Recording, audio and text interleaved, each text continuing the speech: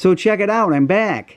And we just got the bench work completed, and I put down my outer loop. I'm still staying with fastrack. It's built on 5 8-foot tables, which are held up really nicely. And this layout's a little different than the other one. This one's 8 by 16. The other one was more like 10 by 12. So this one's a lot longer, but not quite as wide. So we put fastrack.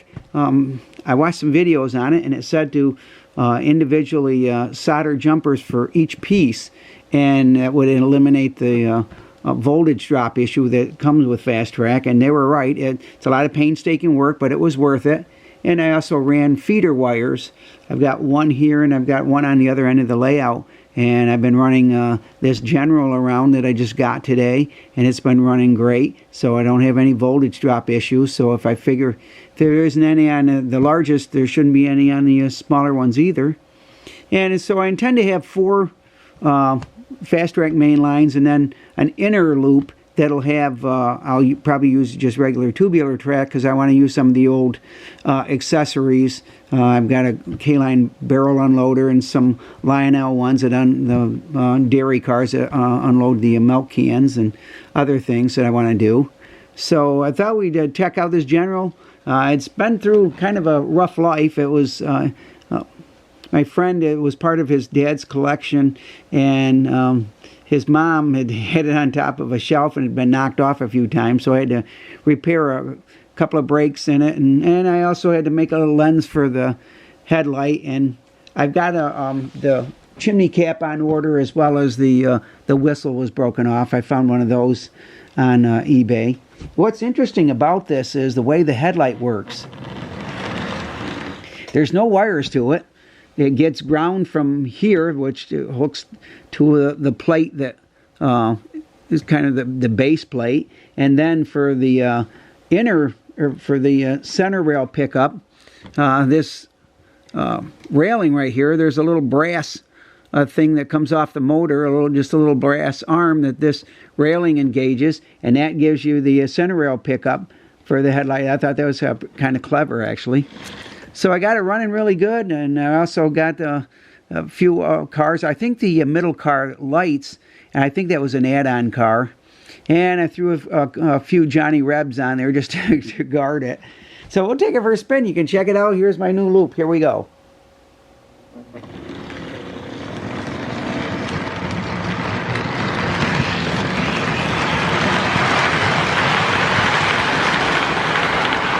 of follow it around here.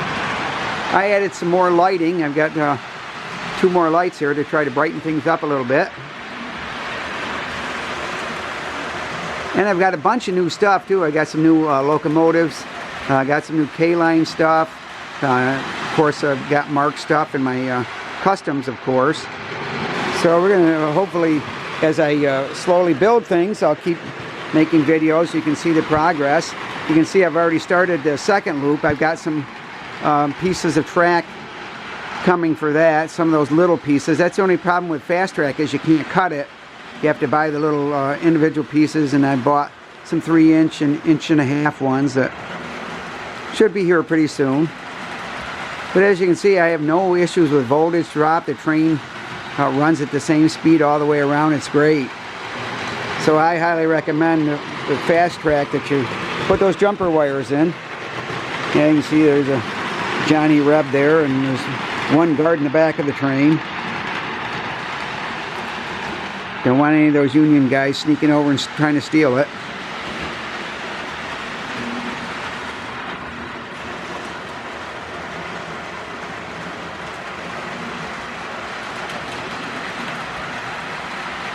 This engine probably hasn't run in who knows how long. It's been years. But I got it running pretty smooth.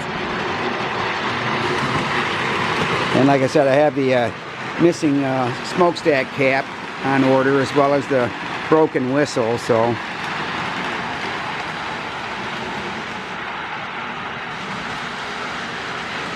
there was a repair to the cab roof. That's hardly noticeable.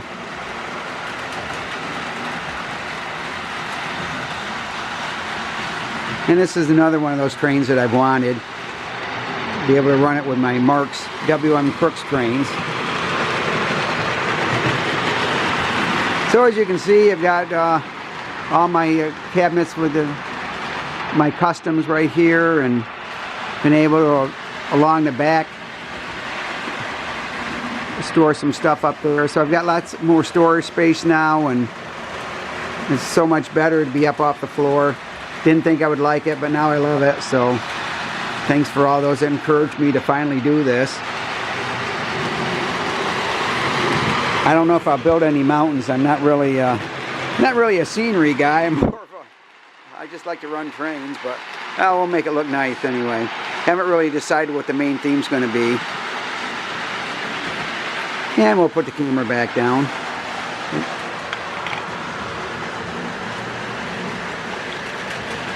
Great to have the train run at the same speed all the way around though. So I know that voltage drop's not going to be an issue. Figured this was going to be my permanent layout, so it was worth doing. And some of the new locomotives, I got another 2029 that I just fixed the smoke unit in it, and it has a whistle tender. I've got a 1664 I'm working on, a pre-war. Also have the Dreyfus Hudson. I've been wanting this thing for a while. Got the gray version, and we'll get him running one of these days. Actually, I have him running. We'll just get a video of him. And I got some K-line locomotives, and as I said, I've got some Mark stuff too.